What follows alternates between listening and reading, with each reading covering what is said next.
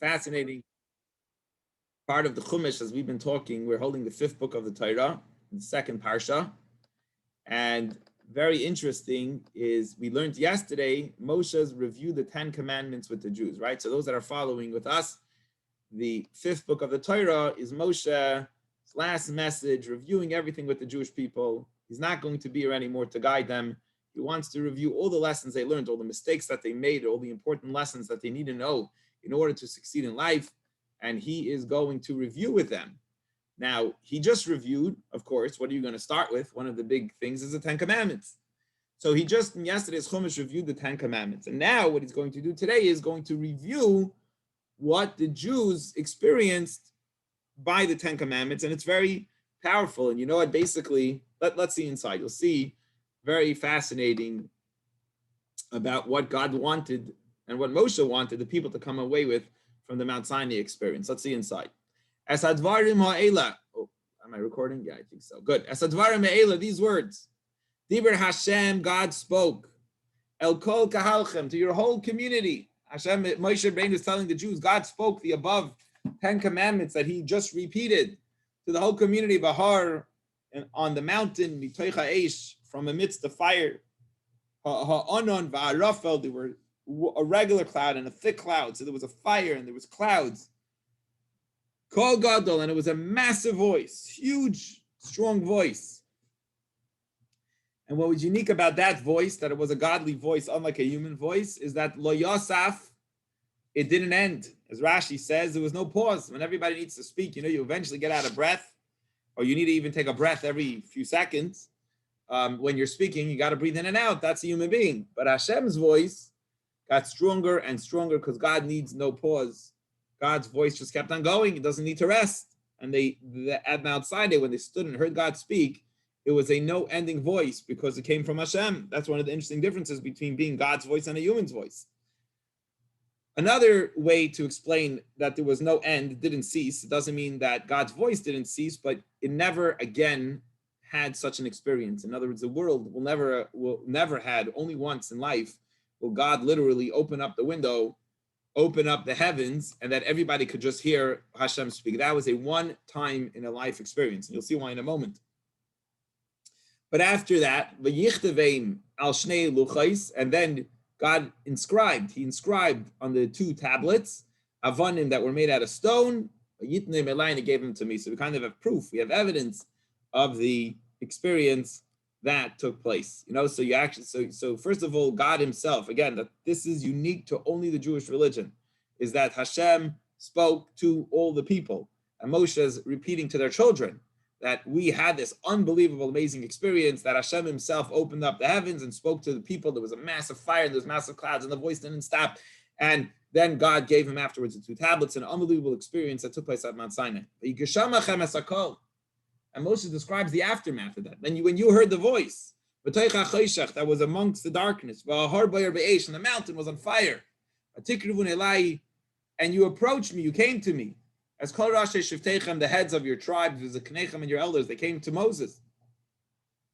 When they said to Moses, Hein heranu Hashem, we saw God, we experienced God, human beings. Elokeinu, our God, as kvoide, we saw his glory. As godly, we saw his greatness.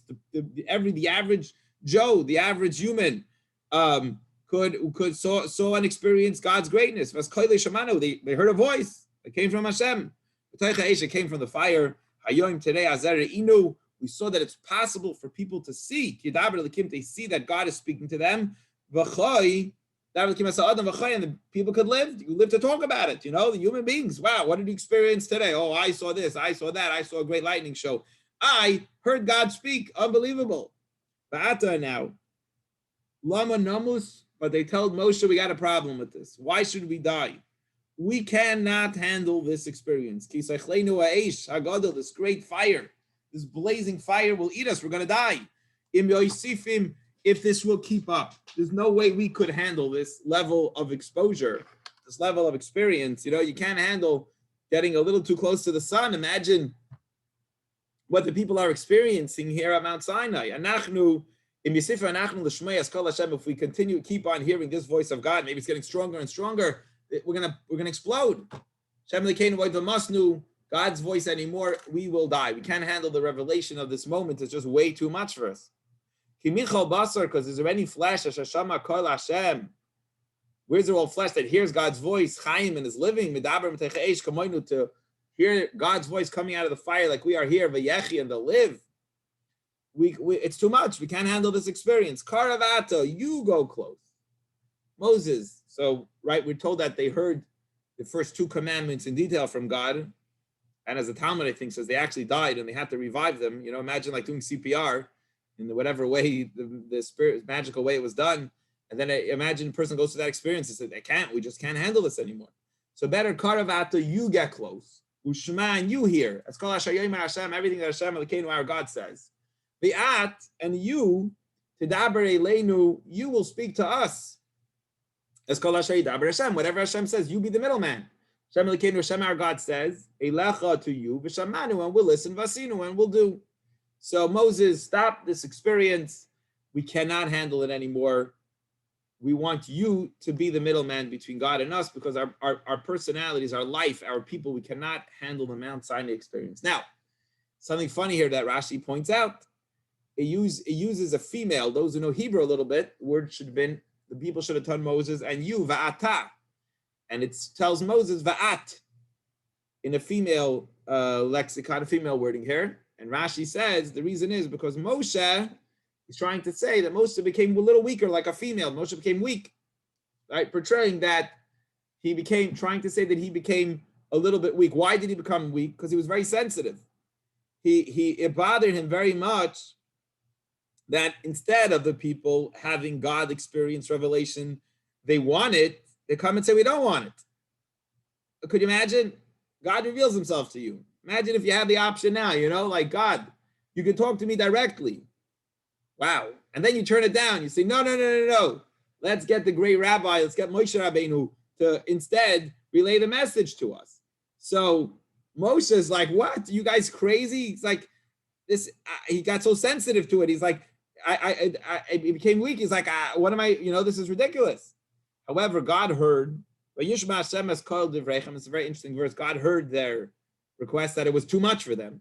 When God obviously heard the conversation that the Jews were telling Moshe, Moses says to the Jews that God told me then, God said, I heard what everybody said.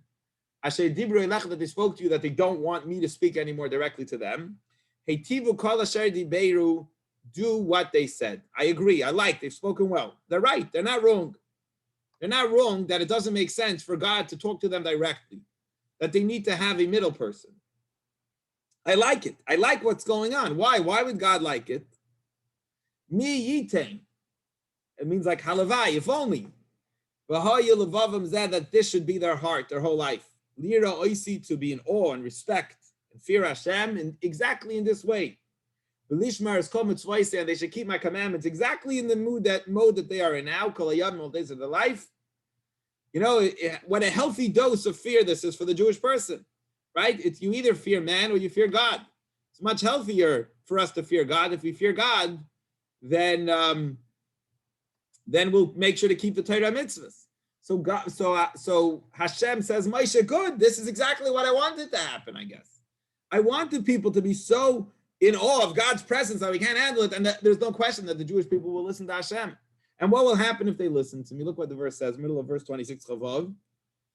And it will be good for them, and the children after them. So this dose of fear that they're getting at Mount Sinai by actually experiencing God and not being able to handle them, begging Moshe, please, Moshe, we can't handle this level of intensity of revelation, that this, just if only they can keep this going for long enough that they can keep on doing my mitzvahs, and then life will be good for them. Go and say to them, say to them, go back to your tents. Go tell the Jewish people, go back to your tents. Go home. And by the way, Rashi learns from here that Moses was not allowed to go home because Moses actually never remarried, never had intimacy again with his wife after that, because Moses was not like any other prophet. This is where the whole story of Miriam came about, that she said, why can't Moses stay married and also have experienced God? Because God's saying, you, Moses, stay here. So everyone else go back to their tents, but you, Moshe Rabbeinu, you stay here with me. And I will speak to you, Skala mitzvahs, I will teach you all the mitzvahs, v'achukim, and the statutes, the law of Amishpatim, the statutes and the laws. I'll teach you all of everything. And you'll teach them. And they'll do it in the land. They'll know what to do when they get to the land, right? They need all the instructions. Hashem has to teach a Jew how to behave when they get to Israel. All the many mitzvahs we have there. In the desert, maybe there weren't as many because they didn't have a land, didn't have agriculture yet. And they will keep and perform them as Hashem commanded us. They won't turn right and they won't turn left. They won't go right or left. The Jews will stay on the straight and narrow path. This great dose of fear, the experience of Mount Sinai will stay with the Jewish people forever. In the whole way, go exactly on the path. Continue straight along, exactly as the Torah tells you a Jew to do. In order that you will live. And life will be good to you. And you'll have a long life. It's in the land of Israel that you will inherit. They say mitzvahs, and these are the mitzvahs, achukim, mishpatim, the statutes, and the laws.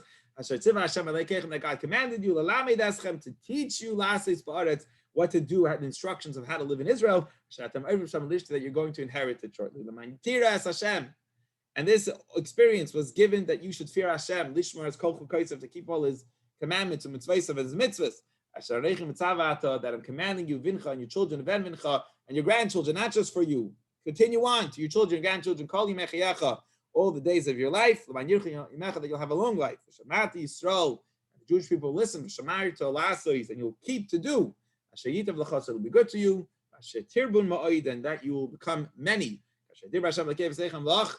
Like God said, to give you the land flowing with milk and honey. So that is today's Chumash so far. Very beautiful Chumash of Hashem, of Moshe recounting the whole experience of Mount Sinai and what took place. And it's all to get the Jews to fear Hashem, because if they fear Hashem, they'll do all the mitzvahs. And if they do all the mitzvahs, they'll be very successful. They'll have a long life and they'll have a good life and they'll keep the people. So the Mount Sinai experience was a once in a lifetime experience.